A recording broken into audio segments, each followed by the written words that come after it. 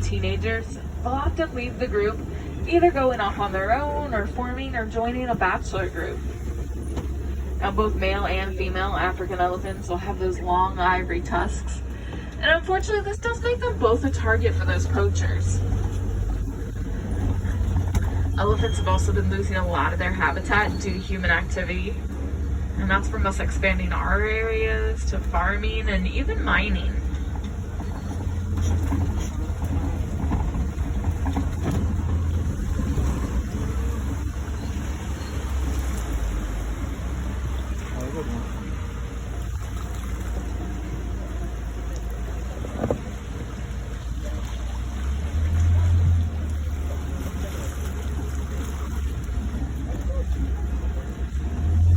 Here on the left-hand side, we have the greater flamingos. And greater flamingos are the largest species of flamingo. They get that pink coloration from the different foods that they eat. Now, they are filter feeders, so if you see them with their heads below water, kind of stomping their feet, that's how they loosen their food. And then their beaks are formed in a way that will filter out all the sand and water, leaving just their food behind.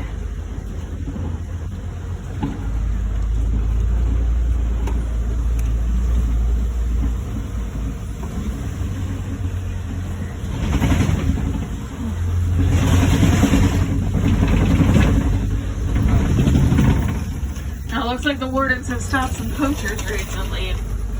Unfortunately, those poachers, they are really well financed, and they do have a lot of sophisticated technology to help them to track those animals down. Our wardens, they like to not only stop the poachers, but also educate the locals and any visitors that those animals, they're far better off keeping their tusks and their horns than we are having them. They urge everyone when they're picking out their souvenirs not to purchase anything made out of ivory or horn, as we definitely don't want to support those poachers. Now, as we round this corner, on the left-hand side, keep an eye out for cheetahs. They're often spotted in this area, and cheetahs are the fastest land animals, reaching speeds of up to 60 miles per hour in just 3 seconds. Now, they can't maintain those speeds for very far distances. They do need periods to rest.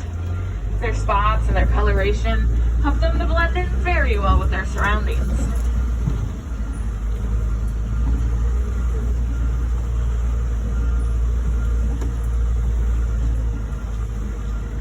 Now, cheetahs are also one of the few large cats that'll do the majority of their hunting during the day. And this is when their eyesight is a lot better.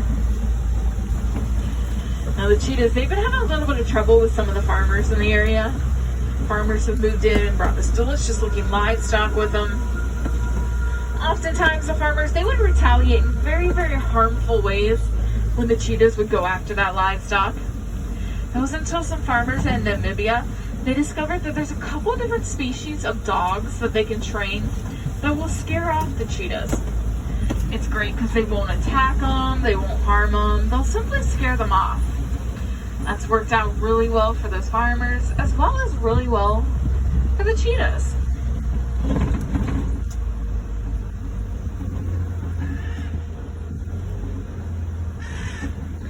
And here on the right-hand side, a little bit further back, that brown animal that you can see, that's a bontebok.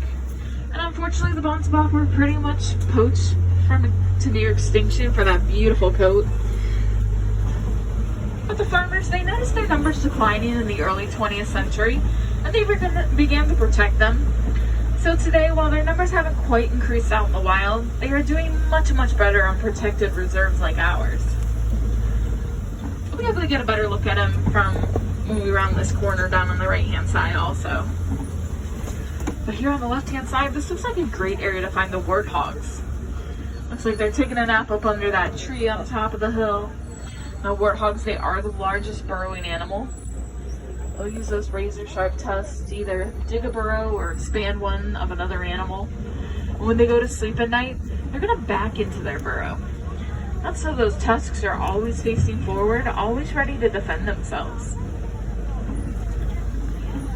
Here on the right-hand side, you can see that bontebok again. As well as it looks like we have some ostrich eggs here. But we'll keep an eye out for those ostriches. Now you'll notice that those ostrich eggs, they're not in a big fancy nest like many birds build. The ostrich, they just leave their eggs in the field like that.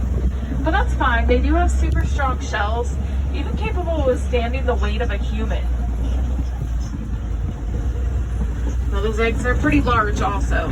One egg is the equivalent to about 2 dozen chicken eggs.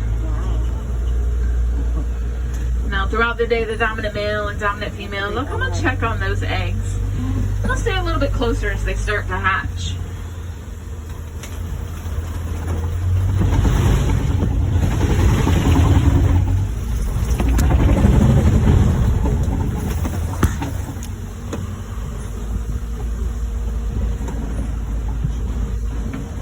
Now, as we head back towards the village, we're going to be passing one of the warden's posts.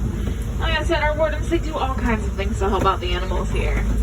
One of their most recent projects has been getting these little Nigerian dwarf goats. And these little goats, they are full grown, and they've been domesticated worldwide for their dairy usage. Now, each goat can produce up to 2 pints of milk a day, giving the villagers something to drink as well as something to sell. And oftentimes farmers, they'll put a goat or 2 into their pasture as they're able to eat a lot of the thorny bushes and sticks and vegetation that many other animals just don't want to eat.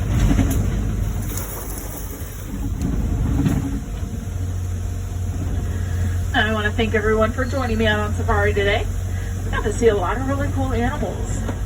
And hopefully we saw some of your favorite animals. Or maybe we saw some you've never seen before. Now, one fun thing that you can do to help those animals out